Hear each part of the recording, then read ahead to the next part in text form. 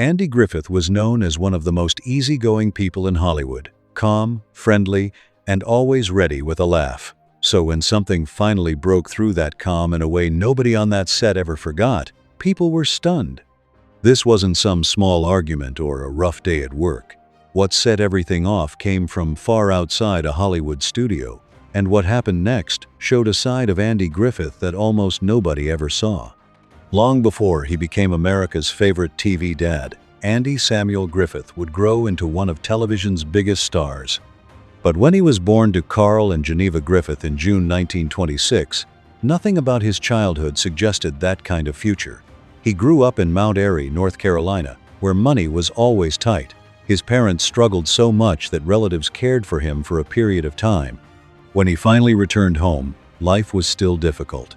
Andy's father eventually saved enough to buy a house, but it was completely empty. There wasn't even a crib for the baby. So Andy's first bed was a dresser drawer turned into a makeshift crib. It wasn't an easy start, but those hard times helped shape his character. As Andy grew older, music became his escape from everyday struggles. It gave him hope, and before long, it pointed him toward the future he was meant to chase. Most people remembered Andy as a quiet and shy kid. Growing up on the poor side of Mount Airy made him feel unsure of himself, and he usually stayed out of the spotlight. But once he realized he could make people laugh, everything changed. He discovered a natural talent for entertaining and stopped trying to disappear. Now he wanted a stage instead of a hiding place. Through high school, Andy poured his heart into music and drama. Every play, every performance, and every chance to entertain made him love the arts even more. A minister at his church, Ed Mickey, played a huge role by teaching Andy instruments, helping him improve his singing, and encouraging his talent. Ironically, that guidance almost sent Andy down a completely different road. After graduating from high school in 1944, he enrolled at the University of North Carolina. Inspired by his mentor, he first studied theology and planned to become a Moravian preacher. But it didn't take long for him to realize his real passion was somewhere else. Andy switched his major to music and earned his degree there. His years at UNC were far from ordinary. Along with his classes, he became one of the university's top performers. He led the school's chapter of Phi Mu Alpha Sinfonia, the nation's oldest music fraternity, while starring in productions like The Mikado, The Gondoliers, and HMS Pinafore. By graduation, it was obvious performing wasn't just a hobby, it was what he was meant to do. Even so, Hollywood wasn't waiting for him yet. Instead, Andy spent several years teaching music and drama at Goldsboro High School in North Carolina. He brought the same energy to the classroom that he showed on stage, encouraging young talent. One of his students was Carl Cassell, who later became one of NPR's best-known voices. At that point, it seemed Andy had chosen a quiet, steady life over chasing fame. In 1949, he married Barbara Bray Edwards, and they adopted 2 children. Their family shared happy memories along with painful struggles. Their son, Sam, later battled addiction and sadly passed away in 1996. By then, Andy and Barbara had already divorced in 1972. Through every setback, Andy held on to the humor that made him stand out. Ironically, the performance that introduced him to America wasn't on television. In 1953, he released the comedy monologue What It Was Football. It followed a country preacher trying to make sense of the wild action at a college football game. The character felt genuine because it reflected parts of Andy's own background, and audiences loved it. The record became a huge hit across the country, reaching number 9 on the charts and turning Andy Griffith into a name millions suddenly knew. That surprise success opened doors that had once seemed completely out of reach. In 1955, Andy starred in the television version of No Time for Sergeants before bringing the production to Broadway. Playing the easygoing country boy Will Stockdale, who struggled to fit into Air Force life, Andy quickly won over audiences. His comic timing felt natural, his charm came effortlessly, and critics couldn't stop praising him. The New York Times even suggested he barely had to do anything to make people laugh. The paper said Andy could simply walk on stage, look at the audience, and get a big reaction. His presence alone was that powerful. Even so, Award season brought another tough loss. He earned a Tony nomination in 1956, but Ed Begley took home the award. It was the first of several times Andy came close to winning a major honor without claiming the top prize. Still, he didn't leave empty-handed. His Broadway debut earned him the Theatre World Award, recognizing him as one of the year's outstanding new performers. Even bigger opportunities were already on the way. Director Elia Kazan was searching for the lead in A Face in the Crowd when Andy immediately caught his attention. After hearing Andy's comedy record and seeing him on television, Kazan believed he had found the perfect choice. Andy's genuine country charm couldn't be copied, and Kazan felt it would connect with audiences on screen. Ironically, that same quality created a challenge. Andy's character, Larry Lonesome Rhodes, was manipulative, explosive, and deeply flawed, the complete opposite of who Andy really was. Kazan later said he kept Andy drinking during the filming of the movie's climactic scene because he believed it helped bring out the intense aggression the role demanded. As Kazan famously put it, in real life, Andy simply wanted to be friends with everybody. That kindness became one of the biggest reasons audiences connected with him. When No Time for Sergeants was adapted into a feature film in 1958, Andy once again returned as Will Stockdale. It marked the third time Andy played the same character, first on television, then on Broadway, and finally on the big screen. Even more important, the movie introduced him to Don Knotts. The two connected almost immediately, beginning a friendship that would grow into one of television's greatest comedy partnerships. Before that famous team fully came together, Andy wanted to prove he could headline major productions on his own.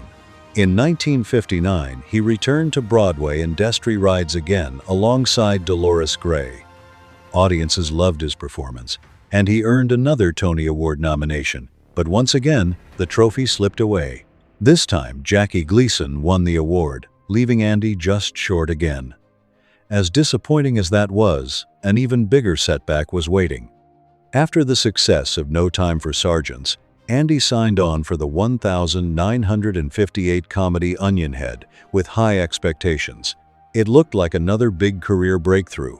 Instead, the movie became one of the biggest disappointments of his career. Critics gave it poor reviews, it struggled at the box office, and it showed how quickly Hollywood success could fade. The experience even made Andy question whether making movies was the right path for him. Rather than keep chasing film roles, Andy made a surprising choice. He stepped away from Hollywood completely. Looking back, it became one of the smartest decisions of his career. He returned to the place where he felt most comfortable: television. That choice led to a guest appearance as a small-town sheriff on Make Room for Daddy. At the time, nobody knew they were seeing the first version of a character who would become a television legend. In the episode, Danny Thomas drives through Mayberry and gets pulled over after missing a stop sign.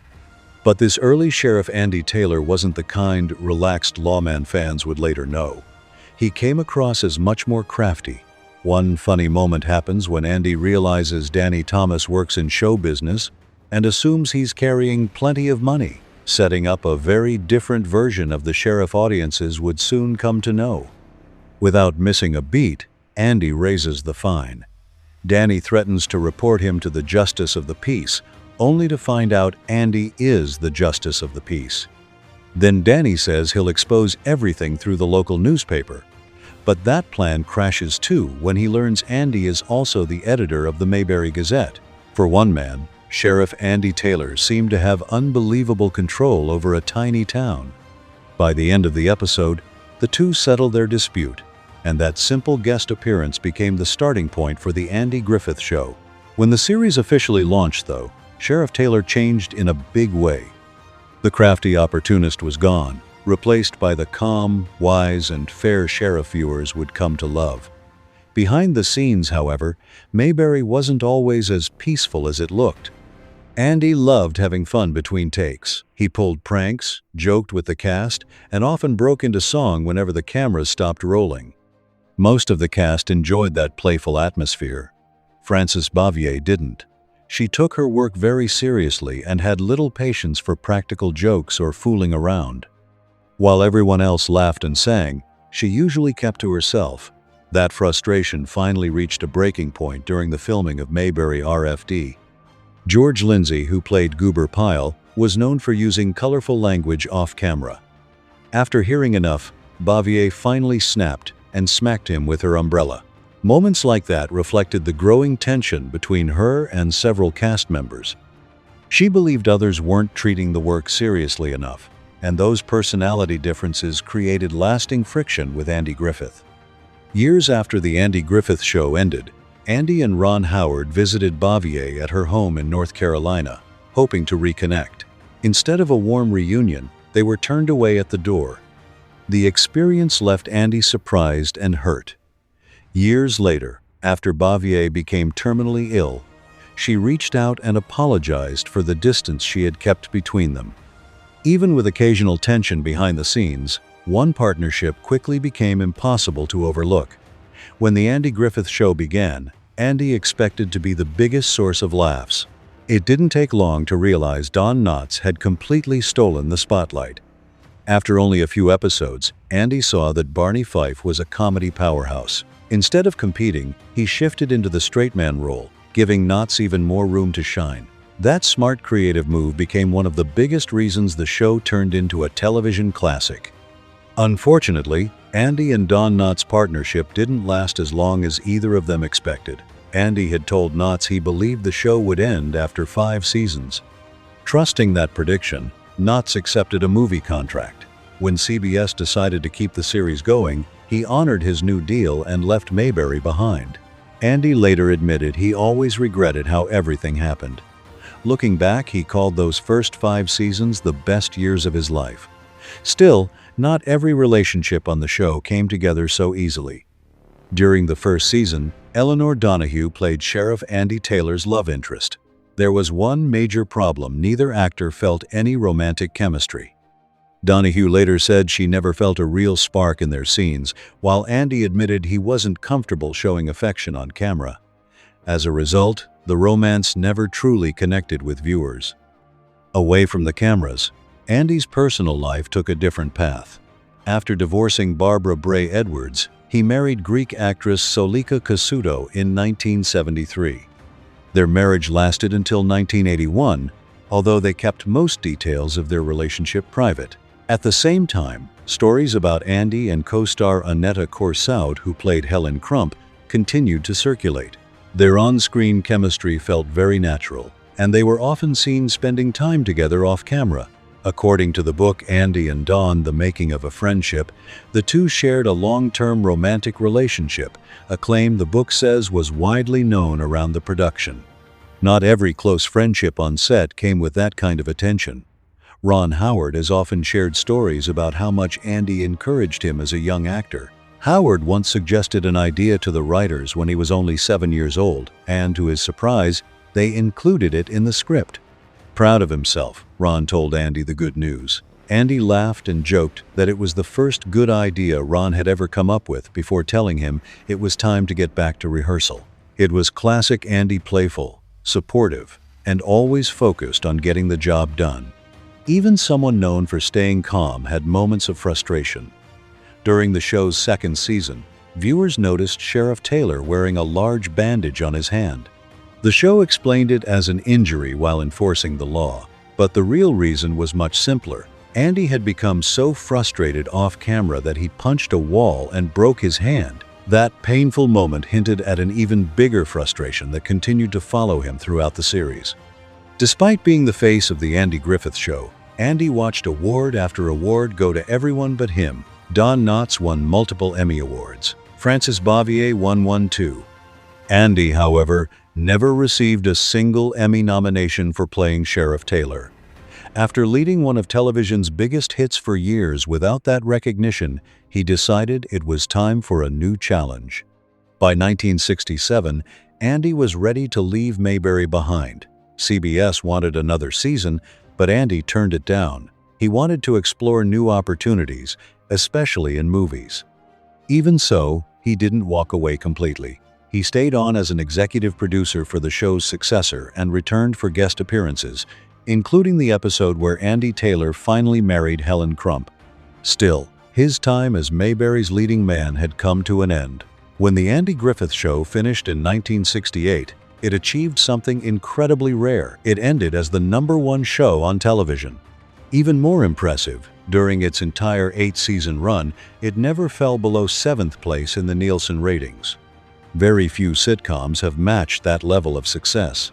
Audiences weren't ready to leave Mayberry either. That popularity led directly to Mayberry RFD. This time, though, the spotlight shifted to widowed farmer Sam Jones and his young son Mike. Andy appeared early in the series to marry Helen before stepping aside, allowing the new family to take center stage. Familiar faces like Aunt Bee, Goober Pyle, and Howard Sprague remained, helping the show feel connected even without its biggest star. Meanwhile, Andy searched for the next major role in his career. During the 1970s, he launched his own production company and starred in shows including Headmaster, The New Andy Griffith Show, and Salvage One. None of them captured the same magic as Mayberry. For the first time in years, Andy struggled to match the incredible success that had made him a household name. Hoping to rebuild his movie career, Andy signed a multi-picture deal with Universal Studios. The first film, Angel in My Pocket, was meant to begin an exciting new chapter. Instead, it became another disappointment. Andy disliked the finished movie so much that he chose not to complete the rest of his contract. His disagreements with studio executives didn't stop there. Soon after, he returned to television with Adams of Eagle Lake. Creative clashes started almost immediately. The network wanted fast action, car chases, and bigger thrills, while Andy believed great stories should focus on strong characters and genuine emotion. After filming only 2 episodes his way, Andy decided to walk away from the project completely. Ironically, both episodes earned strong ratings. It was another example of how he trusted his instincts, even when the decision came with a personal cost. Recognition finally arrived from an unexpected place.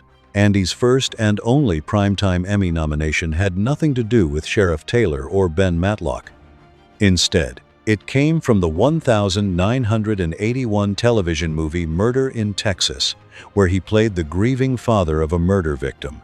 The dramatic role surprised both viewers and critics, showing he could do far more than comedy. He didn't win the Emmy, but an even bigger opportunity was just ahead. In 1984, Andy appeared as an attorney in the miniseries Fatal Vision. His performance caught the attention of NBC executive Brandon Tartikoff, who immediately believed Andy could lead another courtroom drama. Before that chance became reality, though, Andy faced the biggest health challenge of his life. In 1983, doctors diagnosed him with Guillain-Barré syndrome, a rare neurological disorder that temporarily left him paralyzed from the knees down. Many wondered if his acting career was finished. Andy refused to give up. After months of rehabilitation, he made an impressive comeback and took on the role of Ben Matlock in 1986. The legal drama became another massive hit, running until 1995 and introducing Andy to a whole new generation of fans. On screen, Ben Matlock looked confident and impossible to fool. Behind the scenes, Andy was still dealing with lasting effects from his illness. Many courtroom scenes required him to stand for long periods while wearing knee braces. To keep every scene sharp, Andy carried note cards everywhere and spent weekends memorizing long stretches of dialogue. The hard work paid off. According to co-star Nancy Stafford, he often delivered those lengthy courtroom speeches perfectly in a single take, earning spontaneous standing ovations from the cast and crew. Fans knew Ben Matlock for his love of hot dogs, but Andy preferred a healthier snack. He kept apple slices with peanut butter close by on set.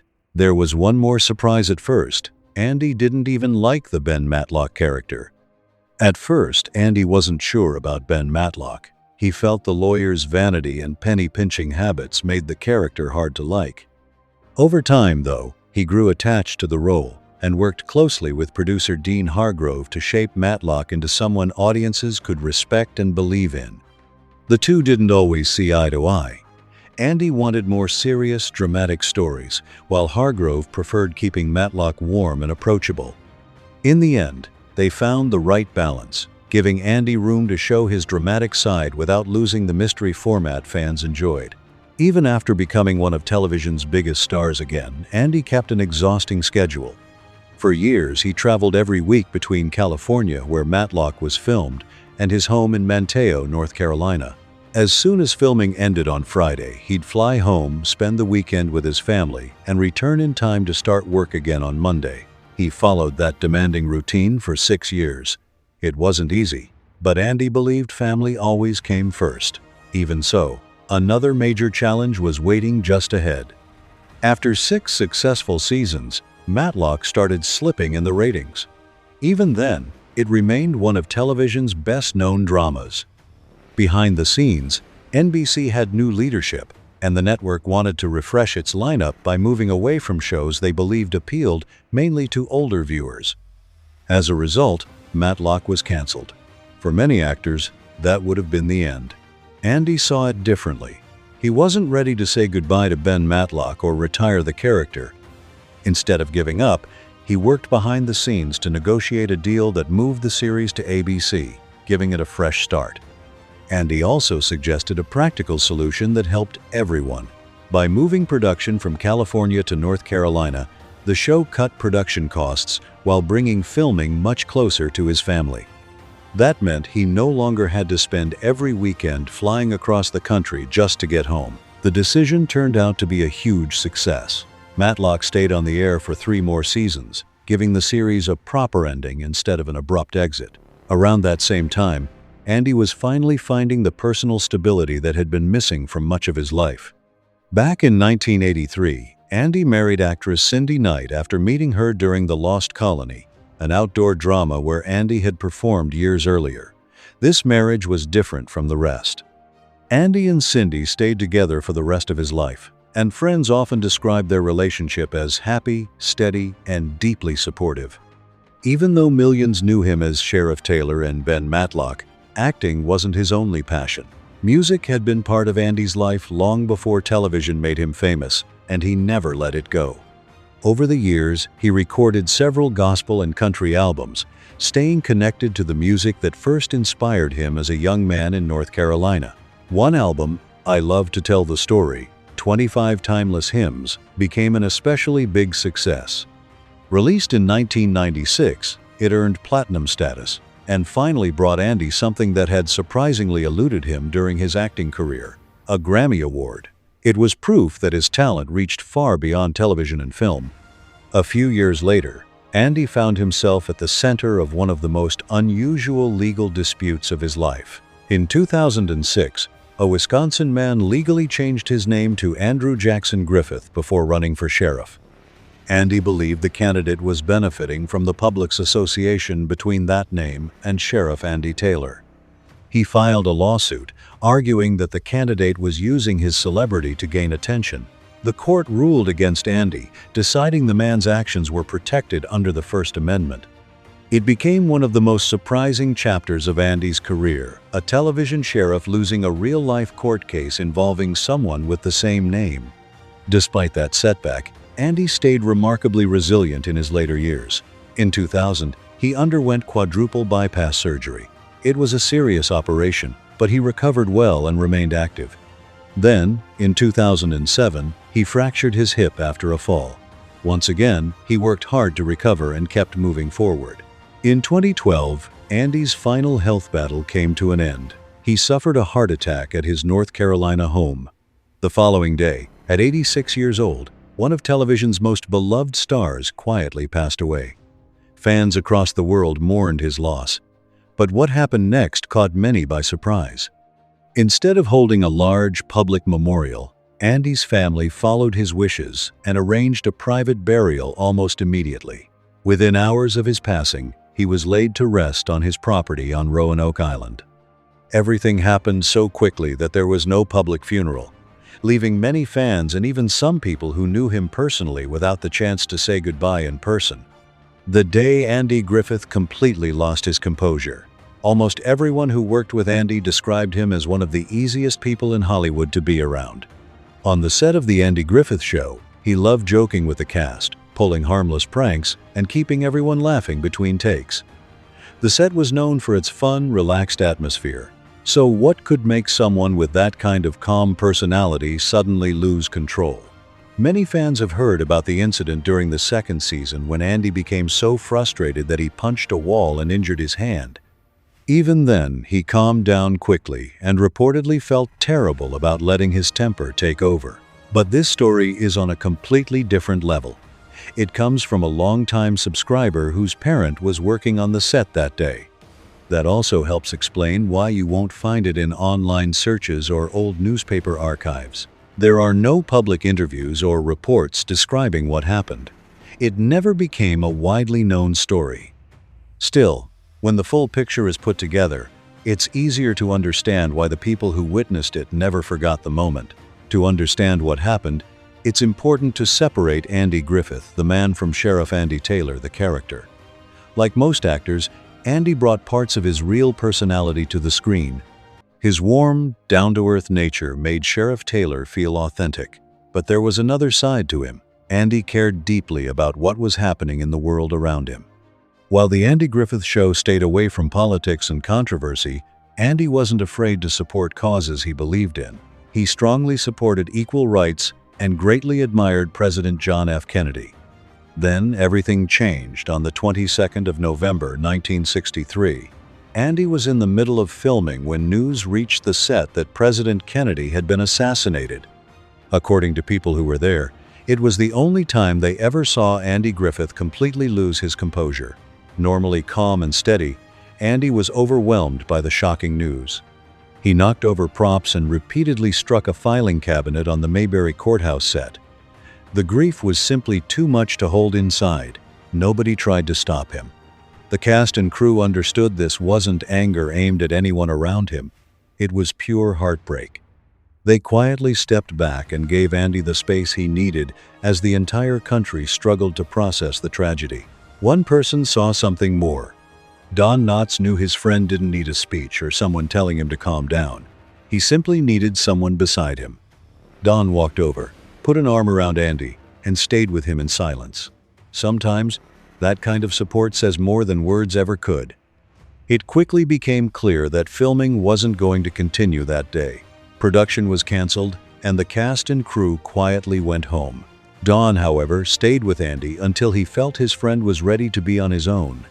Looking back, Andy Griffith's reaction wasn't about losing his temper. It was the response of someone deeply shaken by heartbreaking news. That painful moment reminds us that behind one of television's most beloved stars was a man who experienced grief just like everyone else. In the end, it didn't make Andy seem larger than life, it made him deeply human. If you enjoyed this story and want to see more behind-the-scenes moments and little-known Hollywood stories, don't forget to like the video, subscribe to the channel, and share it with someone who loves classic television. And let us know in the comments, what's your favorite Andy Griffith memory or role? We'd love to hear your thoughts.